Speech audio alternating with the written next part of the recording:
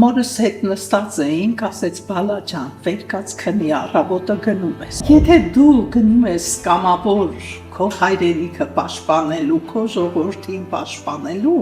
այնտեղ դու արդեն չես տնջում, դա պատերազմ է։ Ես 4 անգամ վիրավորվել եմ պատերազմում։ 40 րոպե աչքերս փակ Աստծուն խնդրում եմ Տեր Աստված։ Մենակ Գանձասարի վրա չլինի, հոմեր դատը չէ։ Այդ տոները մի քիչ իմ աչքում խամրեցին, որովհետև այդ դաժան քառողներով անցնելուց հետո էլ առաջվա ոգևորությունը, սպասումը չկա այդ տոներին։ Վերջում ուզում եմ սրտան շնորհավորել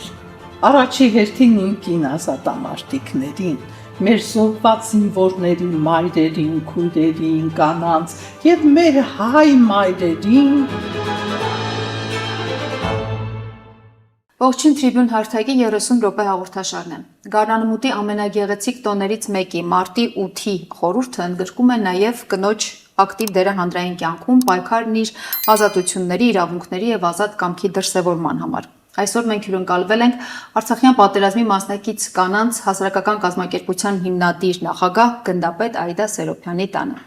Շնորհակալ եմ մեզ ջերմ հյուրընկալելու համար, Տիկին գնդապետ։ Մարտի 8-ը միջազգային տոն է, որի շրջանակում նշում են կանանց սոցիալական, տնտեսական, մշակութային ու քաղաքական ձեռքբերումները։ Տոնը նաև ուշադրություն է հրավիրում կանանց իրավունքների եւ կենտրային հավասարության թեմաների վրա ոմանց համար տոնի իմաստը իհարկե կանանց հաջողություններն ու ներդրումներն նշելն է, մյուսների համար կանանց իրավունքների պաշտպանության հարցերը բարձրաձայնելն է։ Ոմանք էլ օրը ընկալում են որպես կանանց մեծարելու եւ նվերներ գնելու տոն։ Ինչպես է սկսվում այդ օրը ձեզ համար եւ կոնկրետ որն է այդ օրվա խորհուրդը հենց ձեր պատկերացմամբ։ Շատ հարց եք տալիս, պատերազմներից առաջ սպասում էինք նվերների, ծաղիկների, առաջի պատերազմի ժամանակ ոչ թե մարտի 8-ը, այլ նոր տարին էլ անցնում էր, մենք չենք իմանում, որ անցել է։ Հետո առաջի պատերազմից հետո անկեղծ ասած այդ տոները մի քիչ իմ աչքում խամրեցին, որովհետև այդ դաժան քառողներով անցնելուց հետո էլ առաջվա ոգևորությունը, սպասումը չկա այդ տոներին։ Երկրորդ պատերազմից հետո երևի առօրյա օր է դարձել ինձ համար տոները։ Այսինքն որևէ յուրահատուկ ձևով չի նշվում, Տիկին գնդապետը իր օրը։ Ես չէ։ Դուք չեք նշում։ Ես չէ։ Ինձ համար սովորական աշխատանքային օր է, ինչպես բոլոր օրերը։ Իսկ աշխատանքի վայրում կազմակերպվում է ինչ-որ միջոցառում գոնե ձեր կանանց համար։ Ահա, իհարկե, աշխատանքի վայրում կազմակերպվում է միջոցառում, ծաղիկներ են նվիրում մեզ։ Բայց կոնկրետ ձեզ համար օրվա խորհուրդը կորցրել է իմաստը։ Հա, ինձ համար կորցրել։ Լավ, Տիկին Սերոբյան, կանեք միշտ էլ հայ հասարակության մեջ, հայ իրականության մեջ կարևոր դերակատարում են ունեցել, եթե սկսենք հիշել ու թվարկել մեր բոլոր թագուհիներին, թե նրանք ինչ ձեռքբերումներ են ունեցել եւ պատմության մեջ ինչ նշանակալի դրվագներ կան կապված մեր ամենահռչակավոր թագուհիների հետ, նույնիսկ կարող եմ թվարկել նրանցից մի քանիսին, բայց հիմա դա էական չի։ Կինը ընտանիքում, կինը հասարակությունում եւ կինը բանակում։ Որն է այսօրվա մեր իրականության մեջ, այս իրականության մեջ կնոջ ամենագլխավոր դերը ըստ ձեզ։ Իմ կարծիքով կնոջ ամենագլխավոր դերը մայր լինելն է։ Զավակներ դաստիարակելն է։ Ընտանիքը լավ վիճակում պահելը։ Բայց տեսնում եք, երբ որ հայրենիքը վտանգի մեջ էր, 300-ից ավել առաջի պատերազմի մասին է խոսքը, 300-ից ավել կանայք թողեցին իրենց խաղաղ կյանքը, տունը, երեխաներին, ծնողներին ու մեկնեցին պատերազմ պաշտպանելու հայրենիքը։ Երբ հայրենիքը վտանգի մեջ է, մոր համար իր զավակից թանկ աշխարհում ոչինչ չկա։ բայց երբ հայրենիքն է վտանգի մեջ ու երբ դու սիրում ես քո հայրենիքը, արդեն գնում ես պաշտպանելու հայրենիքը, որ հող լինի, որ այդ երեխան ապրի այդ հողի վրա, որ լեզուն պահպանվի, որ այդ երեխան հայրենիք ունենա։ Ինչ է հայրենիքը ձեզ համար։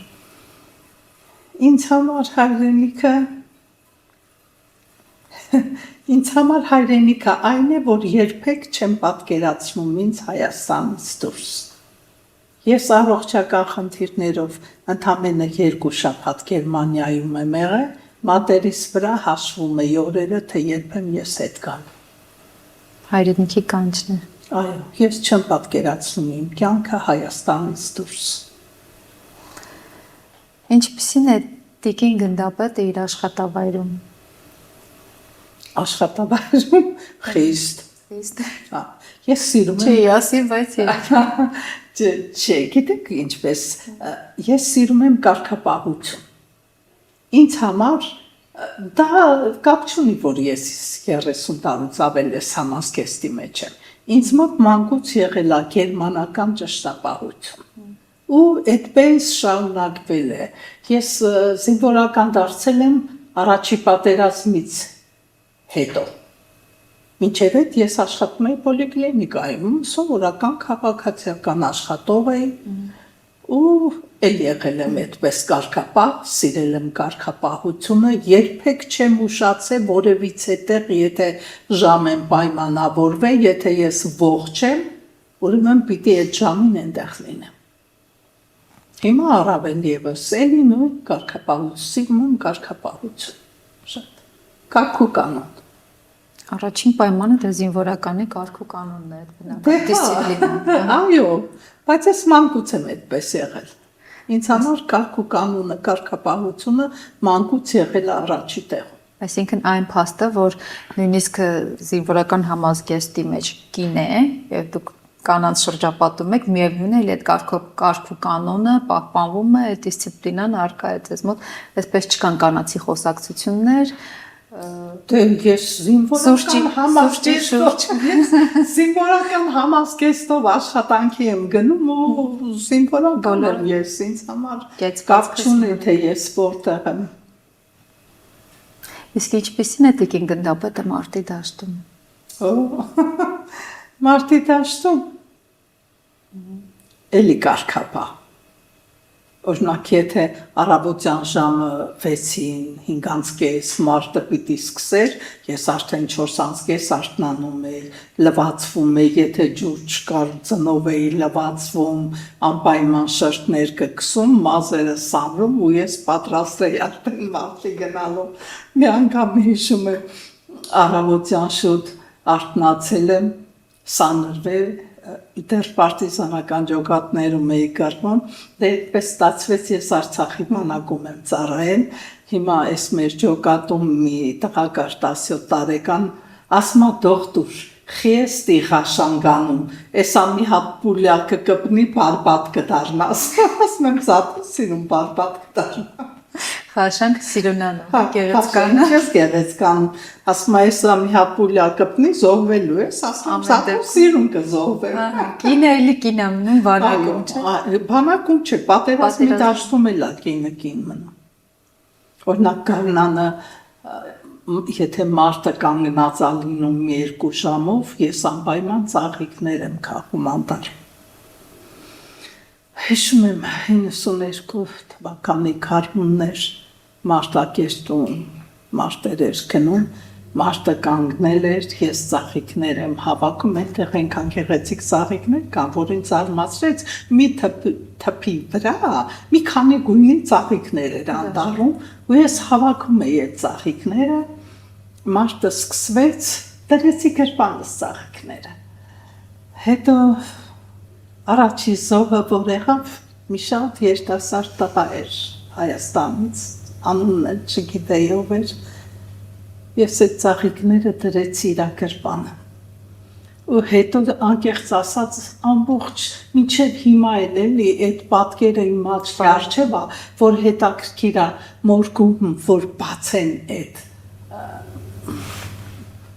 պարկը ու տեսնեմ այդ երիտասարդ տղայի գրպանում, այս վերևի գրպանում դրած այդ ծաղիկների փունջը, մտածում եմ, տեսնես ինչ կմտածեն, երևի կմտածեն դաշտում սիրած աղջիկ ունեցել, որ սիրած աղջիկն այդ ծաղիկները փնջե դրել, այնքան ինձ մինչև հիմա ինձ այդ բաղը հետաքրքիր է, ինչ մտածեցին, երբ որ տեսան ծաղիկները այդ տղայի գրպանում։ Ծաղիկներ ես շատ եմ սիրում, ոնց որ տեսնում եք, ես շրջապատված եմ ծաղիկներով, սիրում եմ և դաշտային ծաղիկներ, և այդպես սաղկամաններում աճող ծաղիկներ։ Ինչպես որոշեցիք գնալ պատերազմ, առաջին ձեր որոշումը, ինչ որդ գնալ։ Ես մանկուց հայրեն ասել եմ, եղել շատ։ Երբ որ ես շատ փոքրիկ էի, դպրոց չէի գնում, հայրենական մեծ պատերազմի ֆիլմեր շատ էին ցույց տալիս։ Ես որ տեսնում էի զինվորական համազգեստով այդ աղջիկները կանայք զենքը ձեռքին վազում էին, վիրավորին կապում էին, փրկում էին, գիտեք ես ինչքան եմ վշտացել, ինչու ես ծնված չեմ եղել, ես էլ կգնայի, ես էլ կկռվեի, ես էլ կփրկեի։ Ու երբ որ սկսվեց Արցախյան այդ առաջին պատերազմը, որ մենք դեռ բանակել չունեինք, ես երբ առաջիններից մեկը գնացի, պարտիզանական ջոկատ,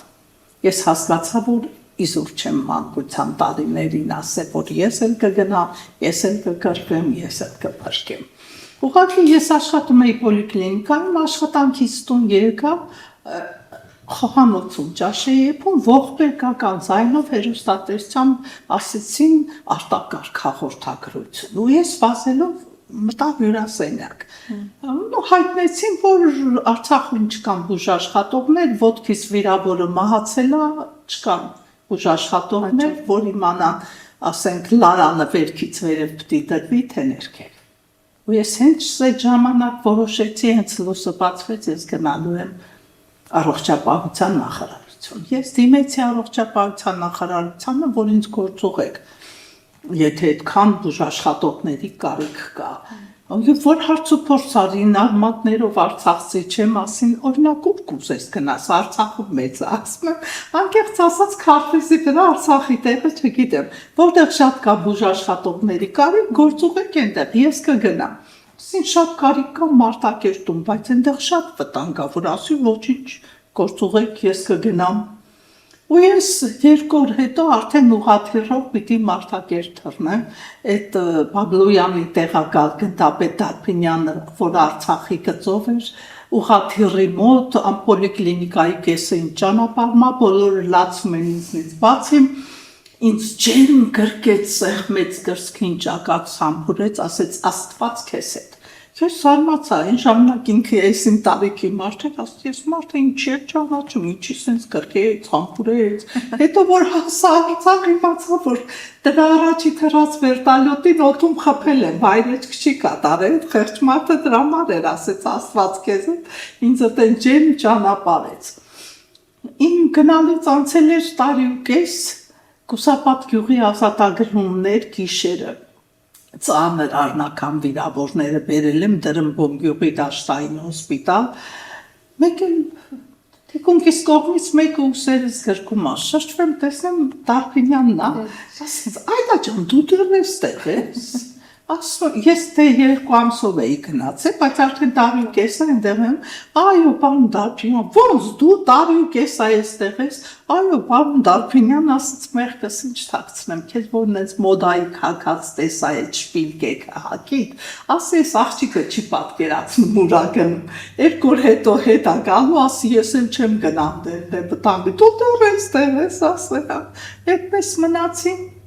Մինչև ասին դոկտոր, աչքդ լուսինի, կռիվը բրծալա։ Իսկ ընտանիքի անդամները ոնց վերաբերվեցին ձեր հետ։ Գնալու, ընտանիքի անդամները չեն իմացել, ես մորս ասեց ինձ գործուղել են Ջերմուկի սանատորիայում աշխատելու, ես էլ նիհար, ես նկարի նման, մամաս գիտես ոնց ուրախացավ, բալաջան, ես ինչ լավ բան ասեցիր, վրեդ հալ չկա, ու բերեց մի հատ մեծ պոչով բաժակ տվեց, ասեց մենակ չաշխատես, այդա ջան, ամեն օր կեթահաս Ջերմուկի բուժիչ ջրերից կխմես, ես էլ մորս խոստացա այդ բաժակն էլ հետս Մարտակերտ Շատ բավներ։ Տեկին այդ ուրեմն հիմա արդեն կառավարությունը 18-ից 27 տարեկան աղջիկների գիտեք երևի կանանց հրավիրում է բանակ, ծառայությունը 6 ամսով է, բայց կամավոր իհարկե զորակոչված կանանք առանց վիճակահանության ծառայության է նշանակվում ուսումնական զորամասում։ Աղջիկներից շատերը դեմ չեն իրականում, հարցման արդյունքները դա են ցույց տալիս, որ ծառայեն, այդ տղաներն են մի քիչ ավելի թերահավատորեն մոտենում, այս տարի տղաները, տղամարդիկ, իսկ ավելի տարեցների շրջանում, որ հարցում են արել, ասում են աղջիկը բանակում ոչինչ, լավ, մի կերպ կարող են յոլատանել, բայց թող լինեն այս սպասարկող անձնակազմի մեջ, ոչ թե մարտնչող։ Ես բացարձակ ճիշտ չեմ համարում դա, պատերազմները ցույց տվեցին, որ կանայք տղամարդկանցից վատ չեն կռվում, ավելի դիմացկուն են, երբ որ մենք պարտիզանական ջոկատներում էինք մարտնչում, հագուս չկար, կոշիկ չկար, սնունդ չկար, սիգարետ չկար, տղաները միշտ տրտնջում էին, որ սիգարետ են ուզում, սիգարետ չկա, իսկ կանայք չէին տրտնջում, սոված, ծարավ, տեքնոր, կոշիկները պոկված, օրինակ Օմարի լեռնանցքում իմ կոշիկը պոկվել էր, վերևն ու տակը իրարից անջատվել էր, ես բինտով վիրակապ էի դրել, այնքան որ ձուն չլծվեր ոտքիս մեջ, ու դες շարունակում էի, ես Օմարի ազատագրումից հետո 4 ամիս մնացել եմ Յանշախ,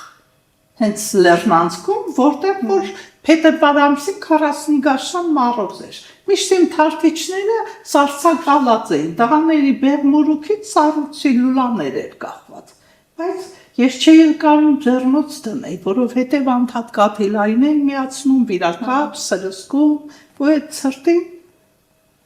Ամեն դեպքում այդ կարծրատիպը կոտրել եք դուք դեռ 92 թվականին արձակի պատերազմից, հիմա մի քիչ երևի դժվարությամբ դա կընդունվի, չնայած արդեն բավականին մեծ թվով աղջիկներ դիմել են կանայք։ Դե գիտեք, ինձ այդ հարցը շատ են տվել լրագրողները, ասում եմ, գիտեք,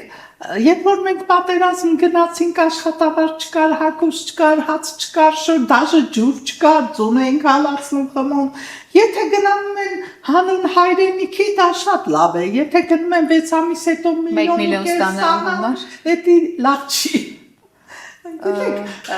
Եթե դու գնում ես կամավոր քո հայրենիքը պաշտպանելու, քո ժողովրդին պաշտպանելու, այնտեղ դու արդեն չես տրտնջում, դա պատերազմ է։ Ես 4 անգամ վիրավորվել եմ պատերազմում։ Այնպես չի որ ես ճիշտ է, ծանր վիրավոր չեմ եղել, ես պատերազմից հետո եմ հանել իմ ասկոլկաները, բայց ես ինքս վիրավոր ազատամարտիկների էի գալ։ Լավ, դուք ազատամարտիկ էիք, սինծառայող, բուժքույր, բուժծառայող, հիմա գնդապետ, ըստ ձեր ամբողջ անցած ուղու պատմությունից, փորձառությունից ելնելով ըստ ձեզ, ինչ նոր շունչ կհաղորդի, կբերի կամ ինչ կտանի փաստը, որ կանանց ռեսուրսը պետք է օգտագործվի, ճիշտ օգտագործվի նաև պաշտպանության ոլորտում, այլ ոչ թե միայն նույն ոլորտում որպես սպասարկող անձնակազմի։ Հենց մարտնչող կանանց նկատի ունեմ։ Ինչ կարծրատիպելի կարող են կոտրել կանայք, որ ավելի դիմացկուն են, ավելի դե բոլորը ոչ են այդպես դիմացկուն։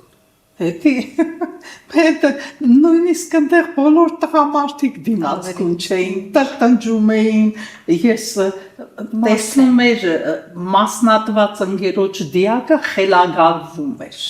խելագարվում։ Ես ինքս մի վերտալյոտ խելագարված տղաներ եմ բերել այստեղ վերտալյոտով։ Արդեն սկորիներով տեղափոխեցին հոգեբուժարան, հաջորդ օրը ես դեղորակ ստացած նորից հետ եմ թռել Մարտակերտ։ Այդ մի գիշերը մնացի տանը, դե մայրս արդեն տարուց 2 տարի էր այնտեղ էր, գիտեք, որ պատերազմի դաշտում էր, մի գիշեր մնացել եմ տունը, դե մորս հետ նստած էինք, ասեց բալա ջան, վեր կաց քնի, առավոտը գնում ես, ես գնացի պարկեցի, ուրեմն դե մամայիս տունը էջմիածնում էր, փարաքարից հենց ինքնաթիռները մորս տանվրով էին թռնում, իսկ պատերազմի դաշտում դա մահ է ինքնաթիռ, որ ես ինքնաթիռի ձայնից զարթնեցի ու նա ուզում եմ ավտոմատս վերցնեմ, ավտոմատս չկա, նստեցի անկողնու մեջ նայում եմ, ես պիժամայով, սպիտակ անկողնու մեջ, իսկ մտածում եմ որտեղ եմ, դրնգոնում եմ, դրանում եմ, չեմ հասկանում որտեղ եմ, մեկ էլ դուրը բացվեց, մայրս կանգնեց դրան մեջ, ես էլի հլը չգիտեմ ուր եմ, ասում եմ, հալա ջան, ինչի ես կան շփվեր կացար, մամ, ոստուխ, 101-ա, մամ, ոստուխ, Հարյուրմեկը տագնում որ ինքնաթիռը գացա ռմբակոցի, ոստուխ, 101 ինքնաթիռը գացա ռմբակոցի, այ բալա ջան, ինչ ոստուխ, ինչ 101 տանն ես, այ դա ջան, բալա ջան, ու ես էլ վեր կացա հագնվեցի, էլ չկարողացա, առավոտյան արդեն Արցախ կոմիտեից գնացի ու էլի Արցախ։ Ոչ բոլորն են դիմացկուն, ոչ բոլորն են կատարյալ մարդ են, ուղղակի բոլորն էլ մարդ են, այստեղ մենք կին տղամարդ չենք, պարզապես քանի որ տոնականը հաղորդումը ավելի շատ կնոջ մասին ենք ուզում խոսել, այս պահին Արցախյան բոլոր պատերազմներում կանանց դերակատարությունը անհերքելի է։ Անհերքելի է։ Այո։ Մեր առջև դրված է մի գիրք, իհարկե գիրքը կոչվում է Մահապարտները, Վասգեն Սարգսյանի Մահապարտների մասին։ Ահա, կպատմեք գրքի մասին ու շատ սիրուն են ձեզ վերնագրել Գանձասարի հրաշքը։ Այդ վերնագրվեց այդպես, երբ որ Վասգեն Սարգսյանի կոչով այդ Մահապարտները եկան, ես արդեն մոտ 2 տարի գրվում էի պարտիզանական ջոկատներում, ես Կիչան գյուղում էի, Ամարասի Արտուրը, չգիտեմ իրա մասին լսել եք թե չէ, Վահագն Հովնանյանի փեսան։ Արտուրը 7 անգամ վիրավորվել է պատերազմում, 4 անգամ ես եմ իրան վիրավոր դուրս բերել։ Ես այդ շատ ծանր մարտեր գնաց Վանք Վաղուհաս Խունգութալայում ու ես մտածեցի, որ եթե ես այս բոյում ողջ մնացվի, ես պիտի մկրտվեմ Գանձասար եկեղեցու։ Այդ մարտերից հետո արդեն վիրավորները, դիակները դուրս բերելուց հետո ես վերադառնում եմ Ցեխինձորի հոսպիտալից, հնչում է եկեղեցու զանգերը։ Ու ես արդեն միանգամից բարձրանում եմ Գանձասար, հիմիկվա ճանապարհը չկար, հողի ճանապարհ էր, լավ դիք, բարձրանում եմ մի հատ ուազ եկավ կանգնեց, դոկտոր ասեց, Գանձասար ես բարձանում, ասի, հա, նստի տանինք, ասի չէ ես ոտով պիտի բարձանամ, ուխտ էի արել, հա, բարձացա հասա, ես մինչև հասա Գանձասար, այս ուազով գրվողները հետ էին գալի արդեն, ժամ 2 էր եկեղեցում, ոչ մեկ չկար եկեղեցում, Տեր Հովանես քահանաներ, Սարգսակ Արամներ, այնտեղ բուրվարը գցում էին, երգում էին, ես էլ 2 հատ մոմ վերցրած կանգնել եմ մտեղ, երբ որ ժամ 2-ը վերջացավ Տեր Հովանեսը դուրս պիտի գար, Տեր Հովանես ինձ երբ ես մկրտելու, ասեց հենց հիմա քավոր գտի մկրտեմ, քավոր որտեղից գտնեմ, վերջ այնտեղ մի հատ սվյազի մեքենա էր կանգնած, գնացի տեսնեմ Արտուրը ռացիայով խոսում է մեջը, Արտուր արի ես մկրտվում եմ, դու իմ քավորն ես։ Արտուրն եկավ, ուրեմն հիմա Սարգսակ Արամն է, Տեր Հովանեսն է, Արտուրն է ու ես եմ, սկսվեց իմ մկրտությունը։ Հենց Տեր Հովանեսն ասեց, հայր մեր, ադրբեջանցիները սկսին ռմբակոծել Գանձասար եկեղեցին։ Ոչ են պայթում արկերը, ոչ են պայթում, այս Տեր Հովանեսը մի բար չի կրճատել, այդ ռումբների տակ ուղիղ 40 րոպե գնացի մկրտություն, ես ոչ մի բան չհասկացա, 40 րոպե աչքերս փակ Աստծուն խնդրում եմ Տեր Աստված, մենակ Գանձասարի վրա չընկնի, հոմեր դատը չեմ, եկեղեցին չքանդվի, էլ չի բեին ասել էր, եթե Գանձասարը ընկնի, իմացեք, որ Արցախ չկա։ Տեր Աստված խնդրում եմ, հանկարծ եկեղեցու վրա չլինի, 40 րոպե հետո, որ եկեղեցուց դուրս եկանք, այնքան արկեր էր թափել գավիթում, ոնց որ գութանները վարել էին այդ հողը, բայց ոչ մի արկ եկեղեցու վրա չէր ընկել։ Այդտեղ անկեղծ ասած, այդ գիրքը Աստվածատուր Պետրոսյանը տեղյակ էր այդ մկրտությունից, վարել իմ մասին, որ գրել են Գանձասարի հրաշքը։ Ու այդպես կարծես իմ մեջ հավատը ավելի ամրապնդվեց։ Երբ որ ազատագրում էին Քորադիս, Ֆիզուլի, Կուբատլի, Չաբրային, Սանգելան, ես հասել եմ մինչև Մինջավան Արունոտ ձեռքերս Արաքսկետի մեջ ընկված է։ Ես դե ծանր մարտեր էի գնում, իմ իմանալով որտեղ է Գանձասարի եկեղեցին կարողաս գիտել չի, բայց որ ես մտածում եմ ընդեղ, նայում եմ ու ասում եմ Տեր Աստված ես գնացի, մնացածը դու գիտես։ Ու ես հիմա որ հետադարձ հայացք եմ գցում, թե որտեղներից եմ ես դուրս եկել ողջ, անհավանական է։ Ինչ ոգի ա ձեզ առաջնորդել այդ ժամանակ։ Հա,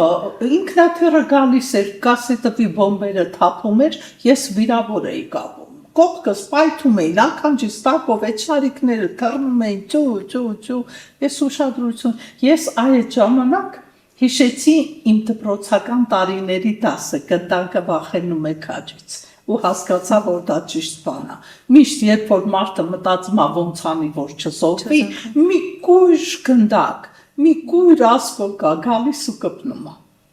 Ճիշտ է։ Իսկ ավելի ինչ որ միած զավեշ տալի պատմություն կհիշեք, կարճ, որը շատ մնացել է, վառ մնացել է ձեր հիշողության մեջ ու միգուցե միշտ պատմում եք դա մարդկանց։ Այնքան վառ բաներ կան հիշողության մեջ։ Ես հիշում եմ ուրեմն այս դաշնակ Շիրոն իր տղաներով Մաղաուզի գերեզմանոցում էր դիրքավորված։ Ես էլ վիրավորը տարել էի, հետ էի գալիս դեպի Մաղաուզ, դե իմ պազիվնոյը բոլոր պատերազմներում բժիշկ ա եղել։ Ինձ կենտրոնական Սվիազը կապվեց, ասեց բժիշկ, որտեղից որ եկել ես, ընդեղ գնա։ Ընդեղ ֆուտբոլիստներ կան, վիրավոր։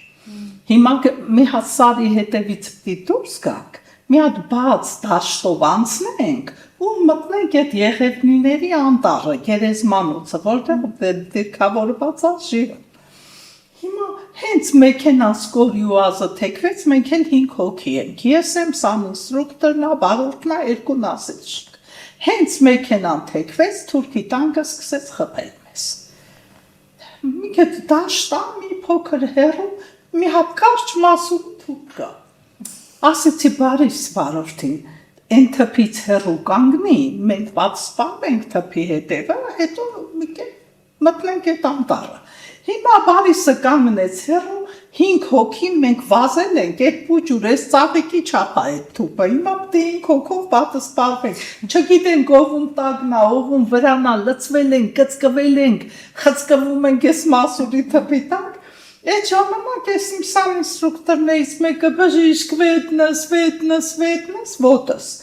Ես մտածեցի, այսքանով ընկած ենք իրա վրա, երևի ոտը դմբրել է։ Հետո աչքս ընկավ, որ ասկոլկան ոտի թաթը կտրել է, կոշիկի հետ սենց կախված է ոտքը։ Հիմա ես այս տղաներին հրում եմ, ազատեցի այդ տղային, հիմա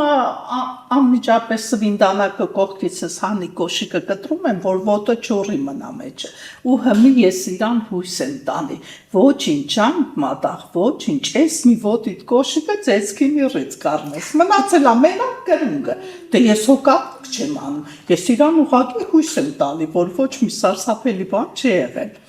վերջը այդ տղային էլ դրինք մեքենան մի կետ մտանք, Ընդեղից վիրավորներին վերցրի են կողմից 2 դիակցի ու վրա կապած բերեցին, այդ դիակներն էլ դրի մեքենան ու տարա։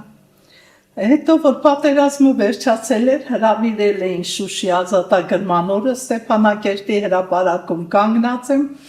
գեներալների հետ, Մոսինա, Սեյրաննա, կանգնած ենք մեկ են կողմից այդ տղան գալիս է։ Եկել ասմա դոկտոր Են ինչ էր ասում, որ մի ոտիս կոշիկը ծեցքի միրից կարնես, տես 2 կոշի, հենց պրոտեզ են սատկե, 2 կոշիկս նույնը ռազմերն է, ու ես հասկացա, որ այդ ինչքան է ինքը վիրավորված է, ինքը մտածել է, ես ձեր եմ արնում իրան, որ ասում եմ, ես մի ոտի կոշիկը ծեցքի միրից կարնել, բայց ես իրան ուղղակի հույս էի տալի, որ ոչ մի սարսափելի բան չի եղել։ Հույսն է կարևոր շատ։ Դա դաշտում է։ Այո, հույսը վերջինն է մեռնում։ Տիկին գնդապետ վերջում ինչ կմաղթեք մեր կանանց եւ աղջիկներին։ Վերջում ուզում եմ սրտան շնորհավորել Առաջի հերթին իմ կին ազատամարտիկներին, մեր զոհված զինվորների մայրերին, քույրերին, կանանց եւ մեր հայ մայրերին, կանանց, գեղեցիկ սեռի ներկայացուցիչներին, ուզում եմ շնորհավորել նրանց գարնանային այս գեղեցիկ տոնի կապակցությամբ, ուզում եմ, որ երբեք էլ պատերազմ չտեսնեն, ուզում եմ, որ իրենց սերունդները միայն պատմության գրքերում կարդան պատերազմների մասին։ Շնորհակալ եմ շատ հետաքրքիր զրույցի համար, Տիկին Լինդապետ։ Սելամ, շնորհակալ։ 30 րոպե հաղորդաշարի շրջանակում մենք նույնպես շնորհավորում ենք ձեզ սիրելի կանայք եւ աղջիկներ, եղեք գեղեցիկ, հաջողակ, գնահատված եւ սիրված։ Կհանդիպենք։